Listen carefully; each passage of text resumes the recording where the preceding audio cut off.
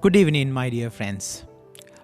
This week, in relation to hope, we are discussing or reflecting upon certain experiences that we recognize as failures. They are actually failures in life situations, but then if we look at just them, if we look at them just as failures, as I said yesterday, we will stop there. We will get stagnated there.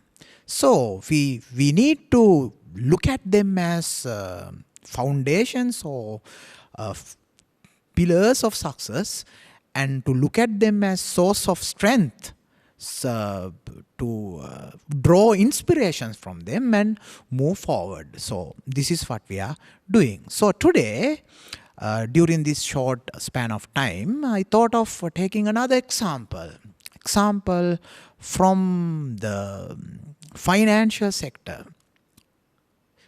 Every one of us, as human beings, as persons, have our own finances. If you are a part of a family, then there is a certain budget that you have, an income that you have from the breadwinner or the winners of the family, mom and dad, or in most of the cases it's only father or only mother, or the elder son or the daughter. It can be anyone. So you have some income, and then you have the expenses that you have in a family. So if you are not part of a family, if you take as a single person, even then you should have your own way of having your making your income, and also you have your own expenses. But for various reasons, we find sometimes our expenses are becoming higher than the income for various reasons. And therefore, we face with financial crisis. See, we are living in a country which face a huge financial crisis. Same thing. But then today we are not looking at that perspective. We are looking at our own lives. This is a very serious thing, because many of our other elements of our life is actually connected to this basic fact, because we are living in a very material world. Without having money, without having the way, a method to satisfy our material needs, we cannot survive. If we do not have money to buy food, we cannot survive. It's not only the basic things like food. Of course, there are a few other things we need to have to maintain our status. For example, good clothing, a good housing, and some money saved to be used in a unfortunate event, a sickness, all of a sudden some calamity that happens in the family. So we need money. And when we do not have it, we face with a crisis. And greater the need to have money, and the fever that we have them with us, makes makes the crisis so strong, so big. And sometimes, as people, we literally go mad. We become so frustrated, and that frustration is leaked to other areas of our life. We tend to leave or stop our rapport with God. We tend to curse Him for not giving us enough things. we get angry with Him for not listening to our prayers, not answering our prayers. And sometimes it comes to our relationships also, and we have issues with our wives, issues with our husbands, issues with our children, and so forth and so forth. Therefore, a crisis or failure in our finances is a terrible thing, a dangerous one, where we get frustrated, where we lose hope. My dear friends, at a situation of like that, what should be our approach as Christians? See, first of all, we need to rely on divine providence. That's the first thing. We need to base ourselves on the faith that God will provide for us always. That is very important. To trust that He will not us go or to die, let ourselves die in hunger. No, He will not do that. He knows what we need, and He always provides us with the necessary things in life. The other thing is, how can we back this certainty? How can we back this proposition that God provides for us? That is by looking at our history, looking at our past. There had been the similar situations in our lives, in our past.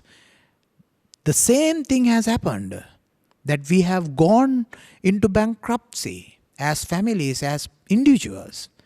But God has shown us ways and means to remain focused, to some or other come out of those difficult situations. We have enough evidences from our lives and the lives of others that He will not abandon us. So, from those experiences, from those past events, we can draw inspiration, draw strength to hang on to that proposition I said, that God will provide. That's the first thing. And then, on the other hand, we need to look at our life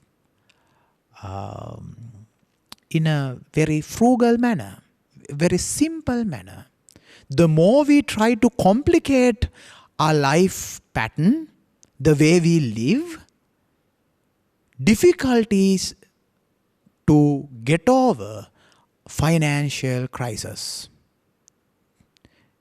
If our expenses are so high, if we spend on things that are really not needed at the moment, if we are not willing to live a little simple life, we cannot face financial crisis. It's not possible. The thing is, God provides for what we need, not always what we want Him to give us. That is not how this works. He will always see to our needs and provide us with the necessary things. But He is not bound and He is not willing to give us everything. Give us plenty, and so that we waste. He sometimes give us enough and plenty so that we share with one another, but not just to accumulate, just to waste. No. He knows what we need, how much we need, and most importantly, when we need them. Therefore, he has a better plan, and he's a better plan maker, better financer, better banker than all of us. So we need to believe in that and try to live a simple life. And my dear friends, as we said during this program, all over, every time, never to lose hope. Even at the most difficult period of our life, never to lose hope. Knowing very well, believing very well that God will take care of us. Looking at the scriptures, we find very many places where the providence of God is being reflected. The providence of God is being cited, phrased. I like to share with you today a quotation from the letter of St. Paul to the Philippians. It's coming from the chapter, the 4th, verses 11 to 13. Admonishing his community, the Philippian community, how to live a life of providence, and most importantly, thanking them for the gifts they have given to Paul, for sharing with Paul at his need. He would say this: I am not saying this because I am in need, for I have learned to be content whatever the circumstances. I know what is to be in need, and I know what is to have plenty. I have learned the secret of being content in any and every situation, whether well-fed or hungry, whether living in plenty or in want. I can do all this through Him who gives me strength. My dear friends, this should be our faith. This should be the hope that we should have, that I can do all things through Him who gives me strength. Having that strength, having that hope, even at the most difficult financial crisis that we face as families, as individuals, let us move forward.